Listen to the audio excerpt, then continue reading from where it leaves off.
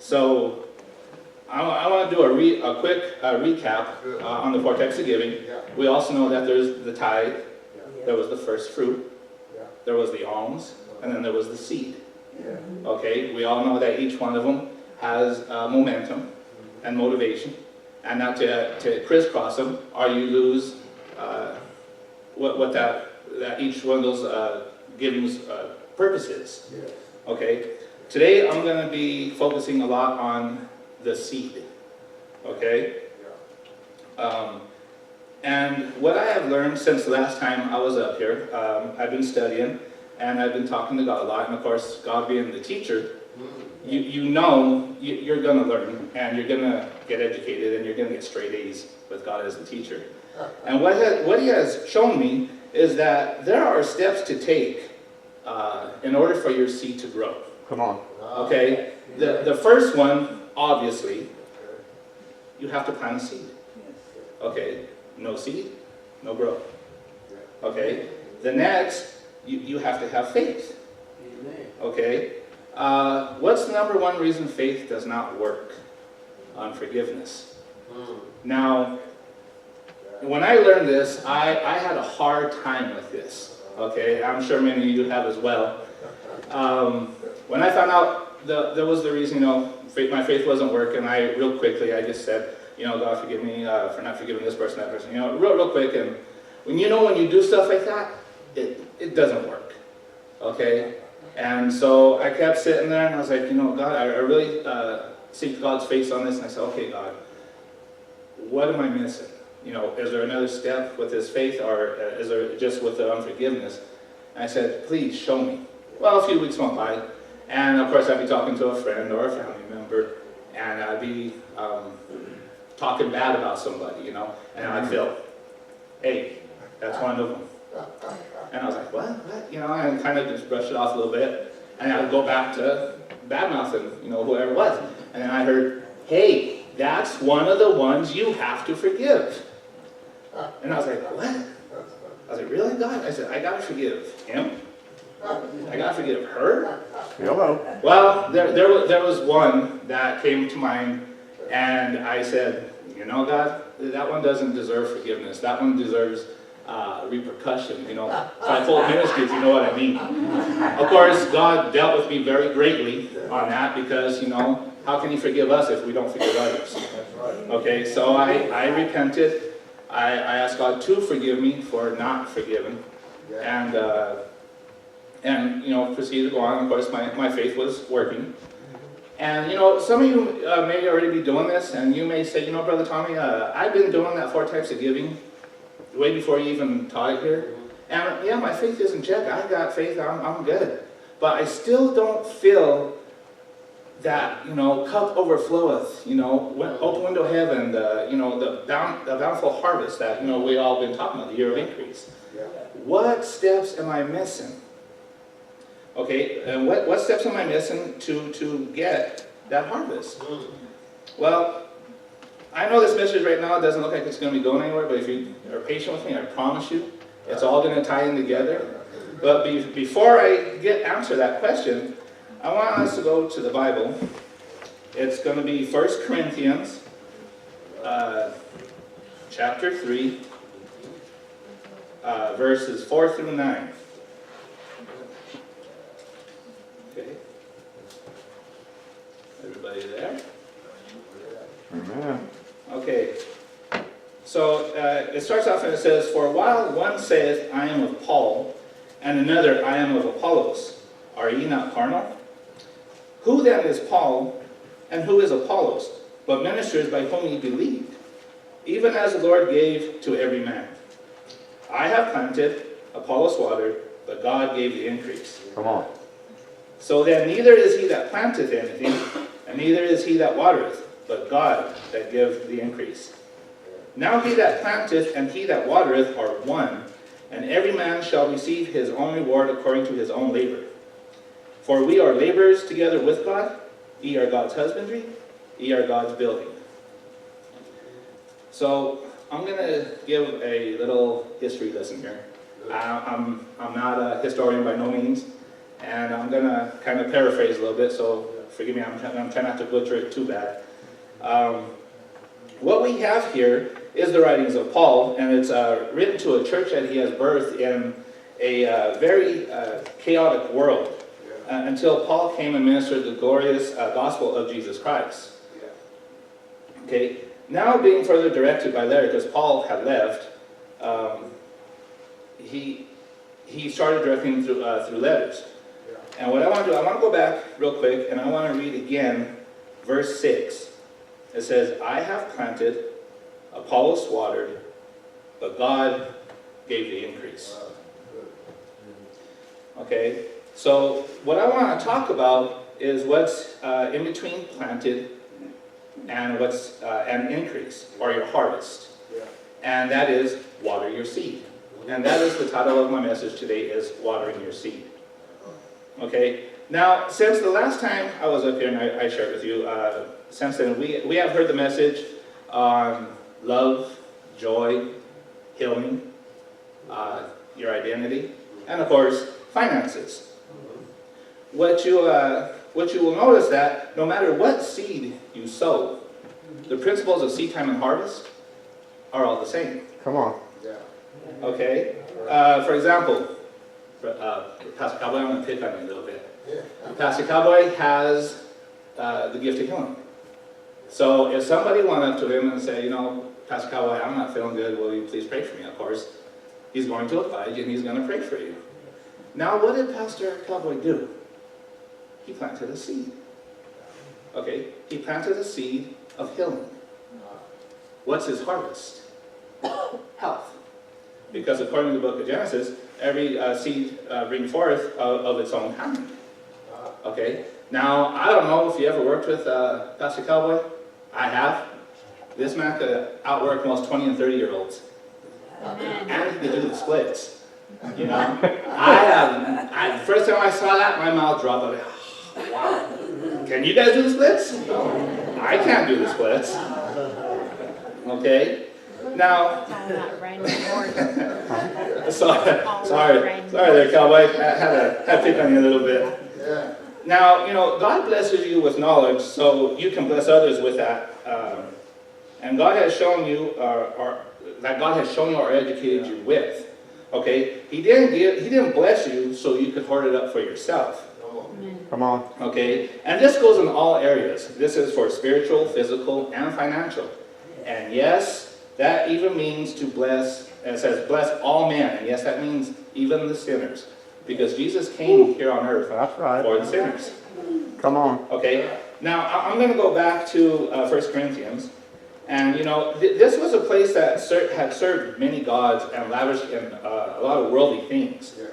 Now when Paul came to them, he injects the seed of the gospel into the soil of their worldly living. So in hopes that God may harvest a changed life into these people. Okay? Now when Paul leaves, he gets word that there is conflict between the Christians. Okay? Because a new preacher came to town. His name was Apollos. And there was division. Of course, you know, some liked Paul and some liked Apollos. You know, and we have it even in today's church, where, you know, people like different pastors for whatever reason, you know, but they have to all realize we're all serving the same God. Okay, we're all serving the same God. And anyway, Paul writes and tells them, you're carnal. Basically, you're not looking at this from the right perspective. Paul tells them that you're being dividing and destructive. You know, the Holy Spirit is in the business of multiplication, not division. Okay, so if you hear a spirit telling you to, you know, tell this person to break a marriage or whatever else, or you know, don't listen to it. Okay, because that's not from God. All right. Now, what Paul does is he tries to straighten this out. And he says, you are carnal to allow these things to affect you. Okay, he says, one man planteth, and the other man watereth. But only God gives the increase. Okay? He, being Paul, brings the planter and the water to the same level. You know, he drops them down, which is the right thing to do. So God gets the glory. Okay? Because what good is to plant and to water if you have no harvest? Okay? Now, the reason I'm telling you this today is because it is God's will for you to have an increase in your life. Whether it be spiritual, physical, financial, don't matter. God wants you to have an increase in your life. Come on, preacher. Okay? Now, nobody teaches you without the hopes of you increasing in knowledge. Okay? So you need to know what to do with the information in order for it to work in your life. For example, I could teach you how to work out. Okay? You could write pages about it, look it up on YouTube, how to work out. But it's not going to do you any bit of good if you don't put it to work. So like we learned last week with Brother Raymond, faith without works is dead. Okay? So you have to understand, to be planted is destiny concealed. Okay? And to have increase is destiny revealed. So when you plant a seed, don't treat it like that's its final destination. Okay? Treat it as in the hopes that it will come, either that apple tree or a stalk of corn or a rose garden, whatever it is that you're planting. Okay? And in between the destiny concealed and the destiny revealed is something we call watering. Now, as dynamic as the text may be about planting and harvesting, it seems totally irrelevant if we don't stop to water. Because watering is the last step before the abundant harvest. Okay? Without the benefit of watering, the seed will become dormant or the crop will die. Okay? And it never reaching its potential because it's never been watered. Okay? This agricultural deal has been a common thing with God from the beginning of Genesis, where God creates every living thing with a seed inside itself. God actually was saving himself some work, because if he didn't plant the seed and do it right the first time, every time we wanted some more, he would have to come down here and say, let there be. Okay, but like I said, since he did it right the first time, he never has to create again. We procreate by continually planting the seed, Come on. watering the seed, and harvesting the yield of that seed. Now, I want to explain the act of planting a little bit. Okay, because planting works no different from burial. Okay, in order to do either one, you have to do some digging. Okay, and once you dig down in the ground, both are concealed. But one of them has a destiny and the other one does not. Okay, you bury the dead to get rid of the body, but you plant the seed and you water the seed so it can go through a transformation of coming back up greater than it was when it was planted in the ground. Now remember, water only works if you have something in the ground. Okay? Now, like Pastor May said the last time I was here, that the ground was tilled and made ready for the seed. Now, do you think we as a church, if we didn't put our seed in the ground, that financial seed, do you believe that the shed, our harvest, would have manifested? No. No, it would not have. Okay? It wouldn't matter if we would have left the water running all day and all night. We would have had a puddle of mud.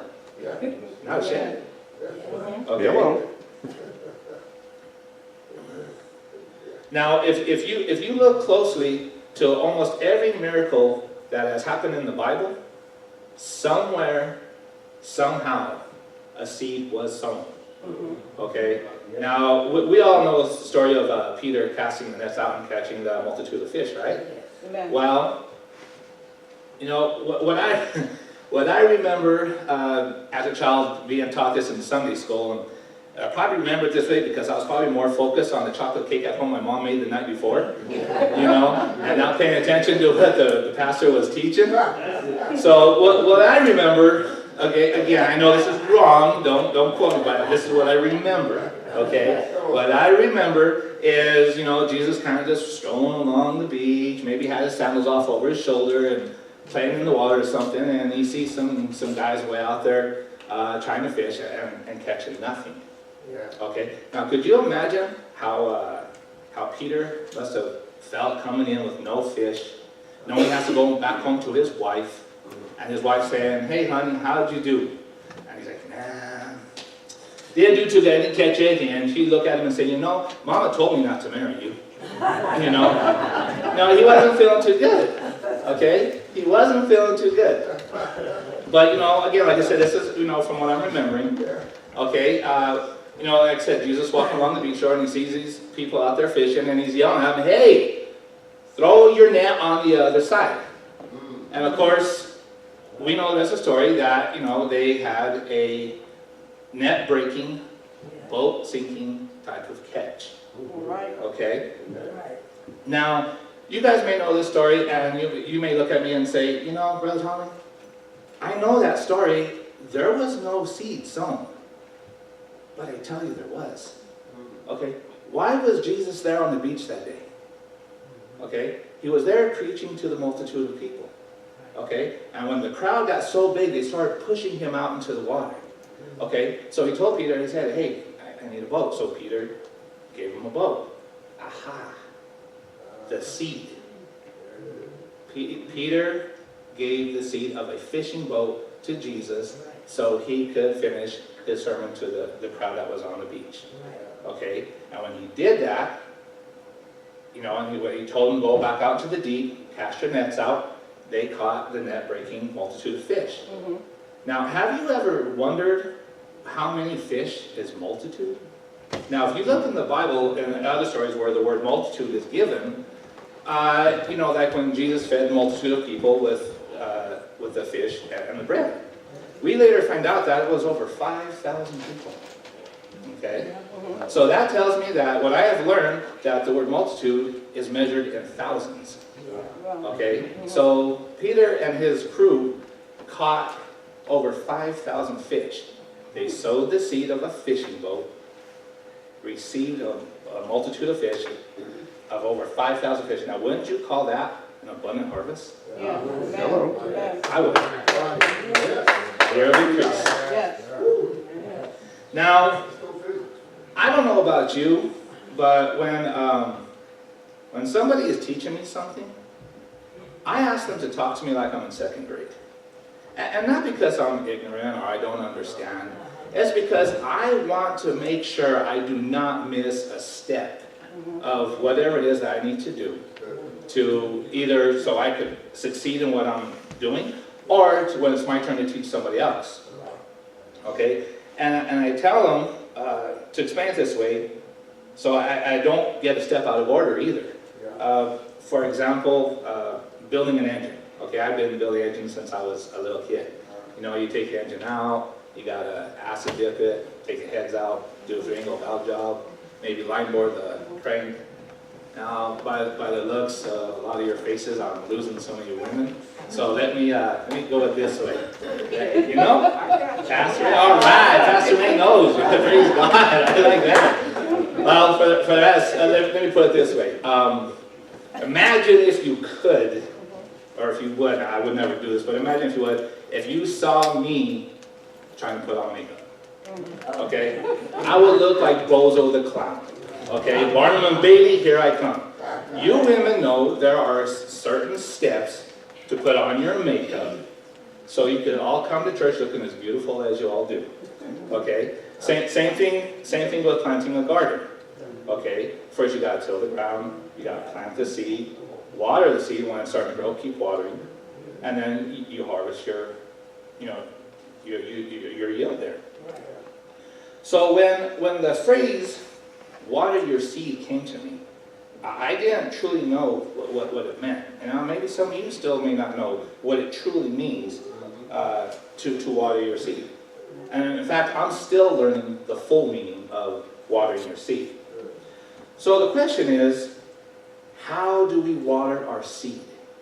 Okay? Because I am a man who asks a million questions. I want to know. Okay? I want to know the exact steps and what exactly it is I need to do so I could get the year of increase, that abundant harvest. All right? So, what does the Bible say? Well, if we go to Luke 6:38, you can go there if you want. If not, that's fine. It says, "Give and it shall be given unto you." So the first thing is you have to have faith and you have to expect. Come on. Okay? Now, remember, as we said even last weekend, and now, faith without works is dead. Exactly, it's dead. Now, see, I told you, if you give me a second, this will all start tying in together. Okay? Now, next is you have to water your seed. Well, you have to water your seed with praise and thanksgiving. So, if we go to Psalms 67, verses 5 and 6, it says, "Let the people praise thee, O God. Let all the people praise thee. Then shall the earth yield her increase, and God, even our own God, shall bless us." Okay? Don't have the Eeyore type of praise. We all know who Eeyore is? Okay, from Winnie the Pooh. Now, don't laugh, I'm trying to get this. I've been practicing this all week, and whew, it's hard. It's like, okay, I guess, if it be God's will, I will get that increase. I will get that new car, a new truck. Oh, darn, I guess it wasn't God's will that I get it. Maybe next time. No, we don't do that. Come on, okay? We do not do that. We shout, we give thanksgiving, and we say, "Thank you, God. Thank you for the Thank you for our health. Thank you for our family. Thank you for our friends. Thank you for everything." Okay? And the depth of our praise determines the magnitude of our harvest. Okay? You don't quit. Okay? Now don't misunderstand me. I am not discrediting God's will. Okay? Not at all. Okay? But so many Christians of today use those 5 words, "if it be God's will," as an excuse not to fight the good fight of faith. Okay? They give up too quickly, and they use the excuse that it was God's will, it didn't happen. Okay? There are so many scriptures in the Bible that, these things that we're asking for, financial increase.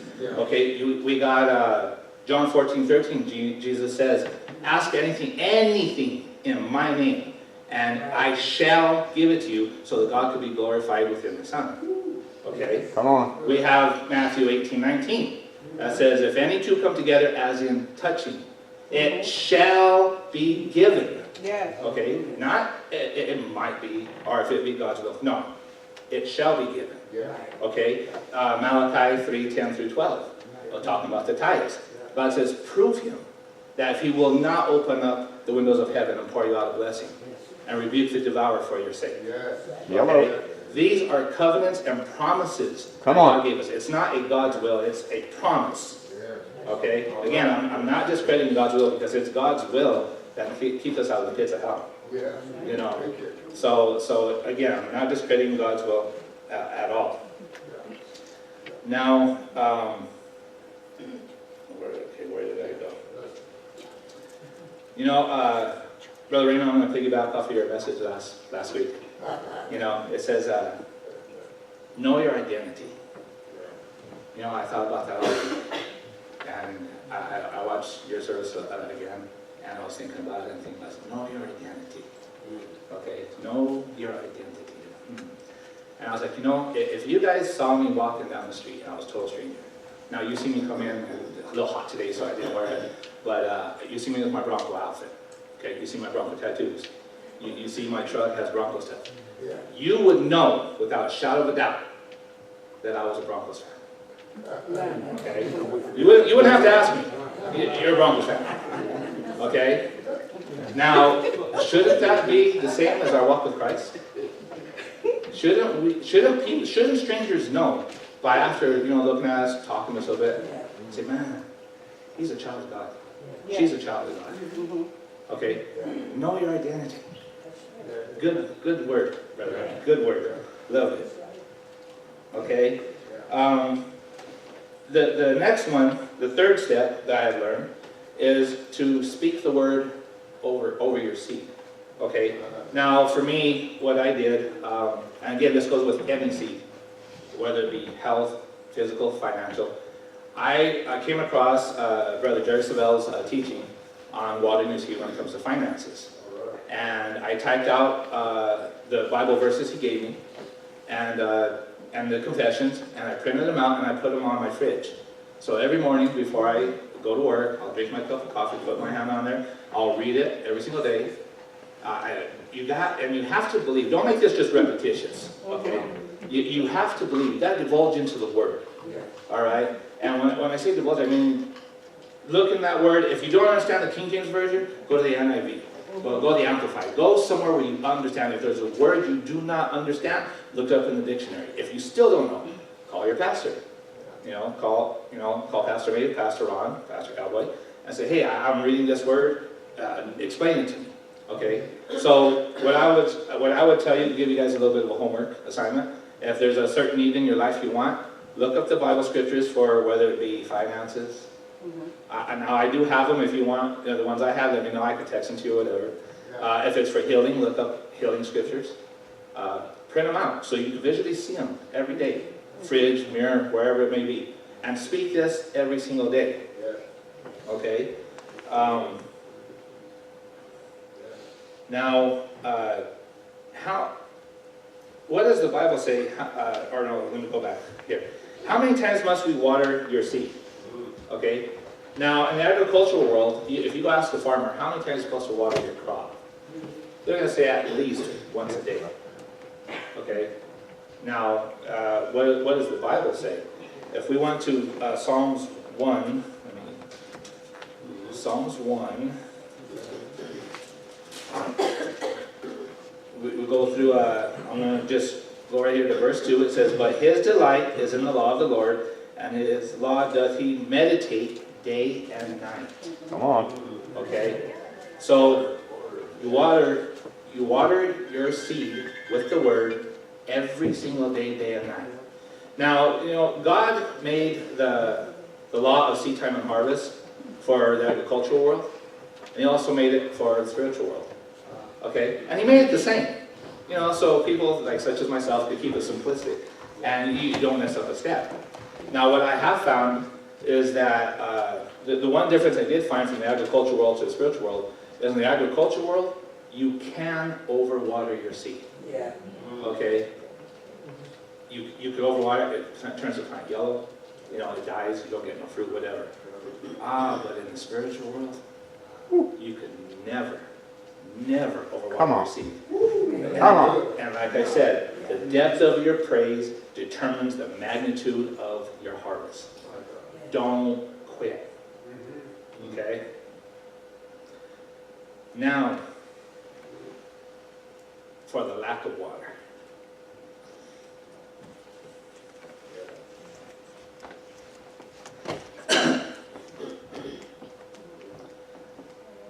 For the lack of water, many seeds have gone dormant.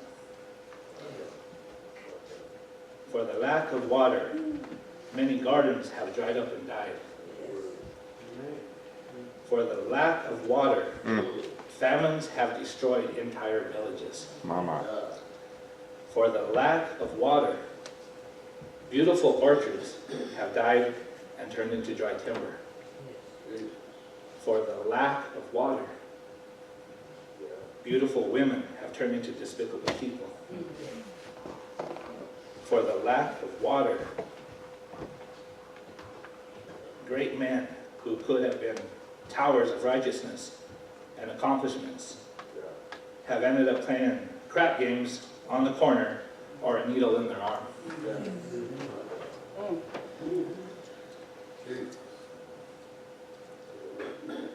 For the lack of water,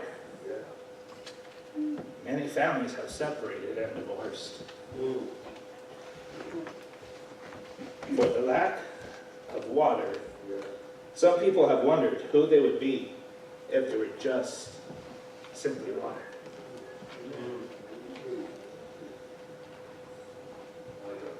Yeah, that one hits home for me because I hate divorces, and that's one of the toughest things I see people go through. It's just hard, Marriages were never meant to be easy here on this earth at this point in time, because we have a sinful world. And anything good, it takes work. Yes, amen. It takes a lot of work. Yes. There is a responsibility with every blessing. You married that woman because she's beautiful, but you don't want to work. How do you expect her to eat if you don't feed her?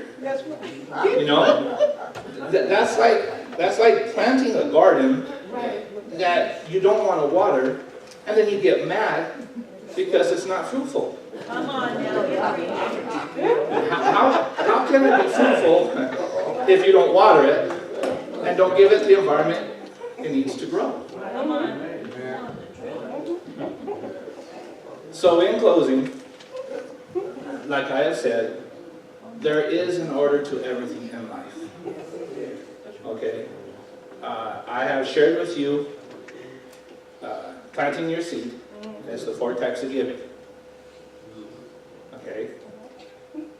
I don't care how it feels or how hard life seems, do not stop giving. Amen. Okay? Never stop your tithes. Amen. Never stop your first fruit. Never stop your alms. And definitely never stop your seed. Yeah. Okay? And don't take from your tithes to give to your seed, because what happens? You change the rate of exchange. Okay? Now I have shared with you how to water your seed. The next is reaping your harvest. But that will be for another time, because I am out of time. So thank you. God bless. Have a great week.